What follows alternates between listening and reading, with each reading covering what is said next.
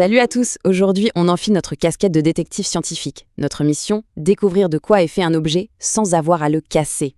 Une véritable enquête pour percer l'identité secrète de la matière. Allez, c'est parti. Alors, voilà notre suspect. Un simple cylindre en métal. Est-ce que c'est de l'aluminium, du cuivre, du fer? Impossible de le savoir juste en le regardant. Notre mission, c'est donc de découvrir sa véritable identité. Et quel est le premier réflexe de n'importe quel bon détective? Eh oui, chercher des indices. Pour l'instant, il ne nous dit pas grand-chose. Pour le faire parler, il va falloir trouver des preuves, des indices bien concrets. Et en science, comme dans une bonne enquête policière, ça veut dire une seule chose, il faut mesurer. Ok, premier indice. Et c'est un indice super important. Sa masse. Pensez-y comme la première empreinte digitale qu'on trouve sur une scène de crime. Mais d'ailleurs, la masse, c'est quoi exactement? Pour faire simple, la masse, c'est juste la quantité de matière, la quantité de trucs, si on veut, qui composent notre cylindre.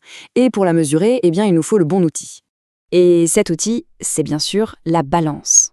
Qu'on utilise une vieille balance de Roberval ou une balance électronique super moderne, le but est toujours le même, obtenir une mesure précise. C'est notre premier indice crucial. Et voilà, indice numéro 1 dans la poche. Bon, on a la masse. C'est bien, mais ça ne suffit pas. Il nous manque une deuxième pièce au puzzle. Parce qu'un objet, ce n'est pas juste de la matière, c'est de la matière qui prend de la place dans l'espace. Et cette place qu'il occupe, eh bien c'est ça, son volume. Le volume, en gros, c'est la taille de notre objet, tout l'espace qu'il occupe. Pour un liquide, c'est facile, on prend une éprouvette graduée et hop, on lit la mesure. Mais pour notre cylindre, qui est solide, comment on fait? Ah, là, on va utiliser une technique vraiment maligne. Et voilà l'astuce, la mesure par déplacement d'eau. Le grand Archimède serait fier de nous. Regardez, c'est super simple. D'abord, on met une certaine quantité d'eau dans l'éprouvette et on note le niveau. Ensuite, on plonge délicatement notre objet dedans. Forcément, le niveau de l'eau monte. Eh bien, la différence entre le nouveau niveau et l'ancien, c'est précisément le volume de notre objet. C'est simple, c'est visuel et ça marche à tous les coups. Attention, petite astuce de pro pour être super précis. Quand on lit la mesure sur l'éprouvette, il faut bien placer son œil au niveau du bas de la surface de l'eau, qui est un peu courbé. Ça s'appelle le ménisque. C'est un petit détail, mais en science, la précision, c'est la clé. Parfait. Récapitulons. On a nos deux indices, la masse et le volume. Le truc, c'est que ces deux nombres, tout seuls, ils ne nous aident pas beaucoup. Ce qu'il nous faut maintenant, c'est une sorte de code secret, une formule magique qui va relier ces deux indices pour enfin nous donner la réponse. Et cette clé, ce code secret, eh bien ça s'appelle la masse volumique. Et c'est une idée vraiment, vraiment puissante. Imaginez un peu. Chaque matériau pur, que ce soit l'or, le fer, l'eau, a sa propre empreinte digitale. Une signature unique qui permet de l'identifier à coup sûr. Eh bien la masse volumique, c'est exactement ça.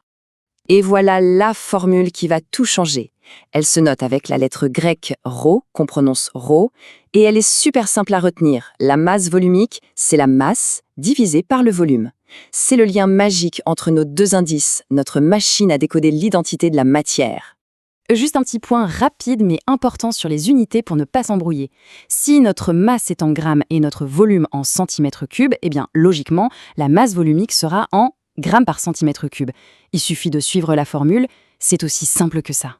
Ça y est, c'est le moment de vérité. On a les indices, on a la formule. Maintenant, on assemble le tout et on résout cette énigme une bonne fois pour toutes. Allez, au calcul. Alors, mettons-nous en situation. Imaginons qu'on a fait nos mesures. Sur la balance, on a lu 312 grammes. Et avec notre éprouvette, on a calculé un volume de 40 cm3. Maintenant, il n'y a plus qu'à appliquer notre formule magique.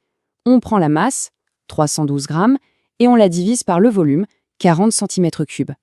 Le calcul est lancé. Et le résultat s'affiche, 7,8 grammes par centimètre cube. Voilà, on l'a. C'est l'empreinte digitale de notre métal mystère. C'est sa carte d'identité. On touche au but. Ok, on a l'empreinte, c'est génial. Mais à qui appartient-elle? C'est la toute dernière étape de l'enquête. Il faut maintenant comparer cette signature avec notre liste de suspects, c'est-à-dire une table qui répertorie les masses volumiques de plein de matériaux différents. Alors, regardons ce graphique. Il nous montre justement les empreintes de plusieurs métaux connus. Attention, petit piège. Ici, les unités sont en kilogrammes par mètre cube.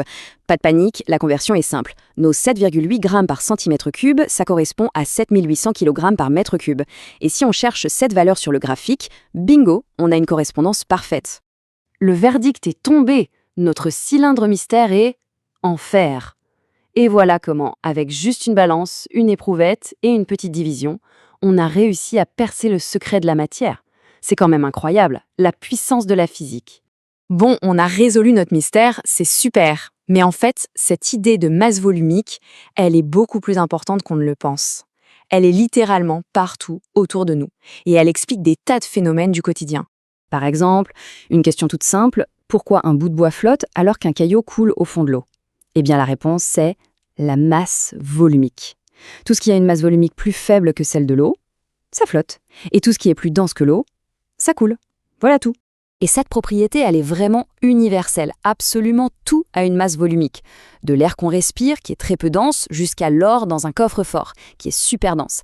C'est vraiment une caractéristique fondamentale de toute la matière qui nous entoure.